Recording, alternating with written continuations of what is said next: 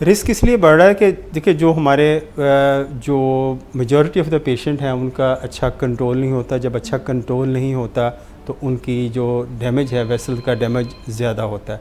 और एक और बड़ी बात जो हम बहुत सारी चीज़ों को अगर हम इसके साथ वजूहात को जब हम देखते हैं कि डायबिटीज़ मोटापे के साथ एसोसिएटेड होती है और मोटापा हार्ट डिजीज़ के साथ भी एसोसिएटेड है।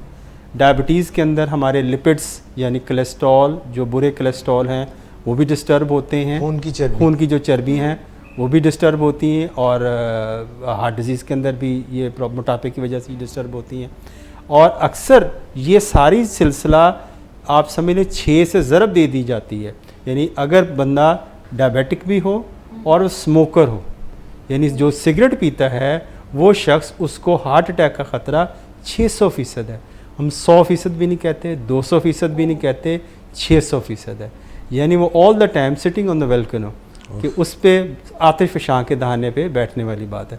इसकी एक बहुत आसान सी मिसाल मैं देता हूँ पेशेंट को समझाने के लिए कि आप ऐसे है कि तसव्वुर करें कि आप ऑयल टैंकर के ऊपर बैठ के सिगरेट पी रहे हैं। तो मैं उनसे पूछता हूँ तो कितने फ़ीसद चांस है कि वहाँ पे धमाका हो जाएगा या आग लग जाएगी? तो वो कहे जी 100% है।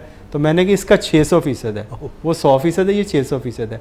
तो ये इंतहाई ख़तरनाक बात है कि ख़ास तौर पे वो अफराद जो डायबिटिक हैं अगर वो सिगरेट पीते हैं तो ये एक बहुत डेडली कॉम्बिनेशन इसको हम कहते हैं।